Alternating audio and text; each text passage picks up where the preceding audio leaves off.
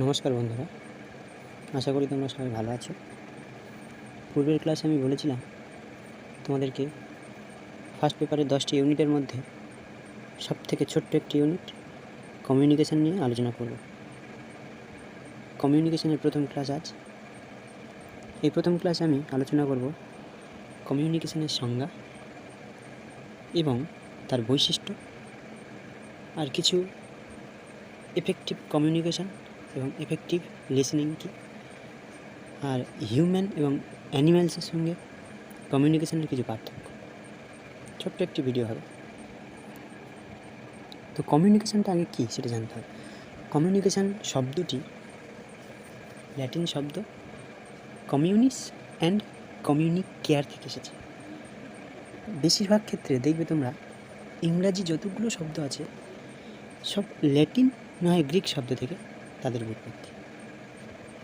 ঠিক কমিউনিকেশন শব্দটি ল্যাটিন শব্দ কমিউনিস এবং কমিউনিকেয়ার থেকে এসেছে। এই কমিউনিকেয়ার শব্দের অর্থ হলো টু শেয়ার, অর্থাৎ কোনো কিছু শেয়ার করা আর কি। শেয়ার করা বলতে কি, নিজের মতামত অন্যের সঙ্গে শেয়ার করা। আর এই কমিউনিকেশন শব্দের ব্যুৎপত্তিগত অর্থ যদি আমরা তাহলে বের করি, তাহলে কী বুঝবো? দুটি বা তার বেশি মানুষের মধ্যে তথ্যের আদান প্রদান যখন হবে তখন তাকে আমরা কমিউনিকেশন বলবো। তাহলে কমিউনিকেশনের ডেফিনিশন সম্পর্কে তোমরা বুঝলে, যখন দুটি বা তার বেশি মানুষের সঙ্গে নিজের তথ্যের আদান প্রদান করা হবে তখন কমিউনিকেশন হবে। আচ্ছা, কমিউনিকেশনের তাহলে বৈশিষ্ট্য সম্পর্কে আলোচনা করি। কমিউনিকেশান বৈশিষ্ট্য অনেকগুলি রয়েছে। হ্যাঁ, কমিউনিকেশন একটি কন্টিনিউয়াস প্রসেস। কন্টিনিউয়াস প্রসেস কি? যেমন দেখো, সেন্ডার রিসিভার বিষয় আছে। আমি যখন কাউকে SMS করি বা কথা বলছি, আমি সেন্ডার, যে শুনছে সে রিসিভার। দেখো, তুমি যখন তোমার বন্ধুকে কোনো SMS করছো, তুমি সেন্ডার, আর যে বন্ধুকে তুমি SMS করলে, যে পেলো SMSটি, সে রিসিভার। যেমন দেখো, এখানে আমি স্লাইডে রেখেছি, একটা ছেলে তার গার্লফ্রেন্ডকে বলছে, জান আপনাকে একটু কল করি। তখন তার গার্লফ্রেন্ডকে বলছে, না জান, বাড়িতে মা আছে। ছেলেটিও সেই একই কথা বললো, কিন্তু আপনি না হোটেলে থাকেন। তখন মেয়েটি বলছে, তাতে কি, মা তো বাড়িতেই থাকে। মানে এটা একটা যোগ আর কি, আমি তাহলে যোগ একটি তুলে ধরেছি। যাই পরস্পরের দেখো, কমিউনিকেশন কিন্তু কন্টিনিউ হচ্ছে, অর্থাৎ কি, এই কমিউনিকেশন হচ্ছে কি কন্টিনিউয়াস প্রসেস। তারপর আবার কী বলছে, মিউচুয়াল আন্ডারস্ট্যান্ডিং। কমিউনিকেশন কেমন হতে হবে? মিউচুয়াল আন্ডারস্ট্যান্ডিং হতে হবে। পরস্পরের মধ্যে exchange of ideas between two or more person, মানে পরস্পরের আইডিয়া কী হবে, দুজন বা অনেক ব্যক্তির সঙ্গে নিজের আইডিয়া এক্সচেঞ্জ করতে হবে। এই আমি একটা স্লাইডে রেখেছি, দেখো, এমপ্লয় তার ম্যানেজারের সঙ্গে পরস্পরের তথ্য আদান প্রদান করছে, আইডিয়াস আদান প্রদান করছে। তাহলে কী হলো? মিউচুয়াল আন্ডারস্ট্যান্ডিং থাকতে হবে কমিউনিকেশনের মধ্যে। যেমন আরেকটি রেখেছি, অ্যান্টিসিপেটরি এক্সাইটমেন্ট কি? এখন স্লাইডে রেখেছি কি, একটি মেয়ে, সে অনলাইনে হয়ে বসে আছে তার বয়ফ্রেন্ডের জন্য। এদিকে তার বয়ফ্রেন্ড কী করছে? বই পড়ছে, অনলাইনে অপেক্ষা করছে তার জন্য। অর্থাৎ কি, এখানে আমি লিখেছি, দেখো, কমিউনিকেশন করার সময় অপর ব্যক্তির কাছে আশা রাখা। যেমন কারোর SMS যদি আমরা হাই লিখি, আশা রেখে সে কিছু বলি। যেমন কি, আমরা কী করি, কাউকে যদি বলা হয় যে তুমি কেমন আছো, এটা বলে আমি আশা রাখি সে কিছু একটা অ্যাপ্লাই দেবে, ভালো আছি কিংবা খারাপ আছি এমন অ্যাপ্লাই দেবে। এইটি হচ্ছে, এই আশা রাখাটা হচ্ছে বলা হয় অ্যান্টিসিপেটরি এক্সাইটমেন্ট। কমিউনিকেশন তাহলে কেমন হতে হবে? অ্যান্টিসিপেটরি এক্সাইটমেন্ট হতে হবে। আচ্ছা, তারপর কি, কমপ্লিটনেস হতে হবে। আচ্ছা, কোনো কিছু কমপ্লিট না হলে সেটা কমিউনিকেশন বলবো না। যেমন কি, টিচার যখন স্টুডেন্টকে কিছু জ্ঞান প্রদান করবে, সেটা কমপ্লিট হতে হবে। কমপ্লিট হলেই তবে স্টুডেন্ট সেই জ্ঞান পুরোপুরি নিতে পারবে এবং তার উপর তার জ্ঞানের বৃদ্ধি ঘটবে, বিকাশ ঘটবে। তাহলে কমিউনিকেশন কমপ্লিটনেস হতে হবে। লিখেছি কি, বার্তাটি অবশ্যই সম্পূর্ণ করতে হবে এবং একটি সম্পূর্ণ বার্তা শ্রোতাদের তাদের জানানোর জন্য প্রয়োজনীয় সমস্ত কিছু সরবরাহ করে। তাহলে কি, কারেক্টনেস হতে হবে। এমন একটি তথ্য দিতে হবে, ভুল তথ্য দিতে চলবে না। তথ্যের মধ্যে, কমিউনিকেশনের মধ্যে কারেক্টনেস থাকবে। আমি তার একটি উদাহরণ দিচ্ছি, দেখো, নালন্দা ইউনিভার্সিটির যে বর্তমানে উদ্ঘাটন হলো, সেইটা সম্পর্কে আমি একটি ছবি দিয়েছি। মানে কি, আমি যদি কাউকে কমিউনিকেশনের মাধ্যমে ইনফরমেশান দিতে চাই, তাহলে কি তার মধ্যে কারেক্টনেস থাকতে হবে, ক্ল্যারিটি, স্পষ্টতা থাকতে হবে। আমি যদি অস্পষ্ট কিছু বলি, শ্রোতা অর্থাৎ রিসিভার সেটা বুঝতে পারবে না। তবে আমার বাক্যের মধ্যে ক্ল্যারিটি থাকতে হবে, স্পষ্টতা থাকতে হবে। তবেই একমাত্র রিসিভার বুঝতে পারবে এবং আন্ডারস্ট্যান্ডিং লেভেল পরস্পরের মধ্যে উন্নতি হবে। তাহলে কমিউনিকেশনের মধ্যে ক্ল্যারিটি থাকতে হবে। এই কটি বিষয় থাকতে হবে কমিউনিকেশনের মধ্যে।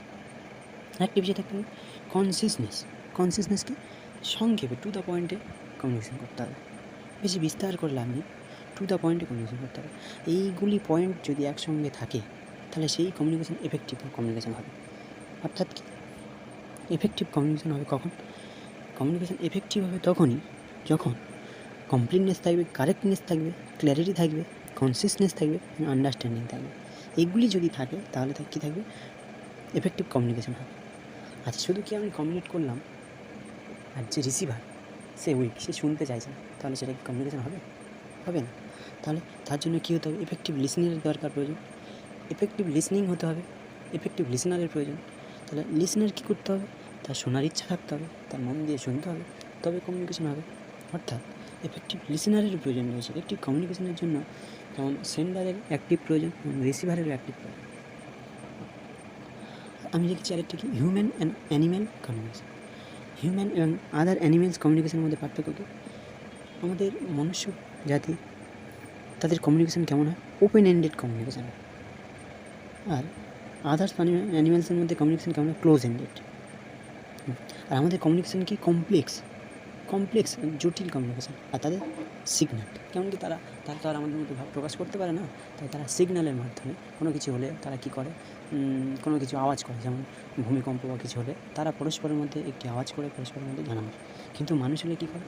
মানুষ তারা ভাব প্রকাশ করতে পারে, সেইভাবে তাদের ওপেন এন্ডেড কমিউনিকেশন। আর অ্যানিম্যালসের মধ্যে ক্লোজ এন্ডেড কমিউনিকেশন। এরা সিগন্যাল দিয়ে পরস্পরের মধ্যে বিপদ আপদ যা কিছু আছে বোঝানোর চেষ্টা করে। তো আমি তোমাদের এই একটু ক্লাসের উপরে কয়েকটা প্রশ্ন রেখেছি। প্রশ্ন হলো পিআইকির উপর, প্রিভিয়াস ইয়ারের উপর। যেমন রেখেছি কি, স্টেটমেন্ট 1 বলছে কি, the words communication, community and communion আর এটমোলজিক্যালি রিলেটেড। অর্থাৎ কী বলছে?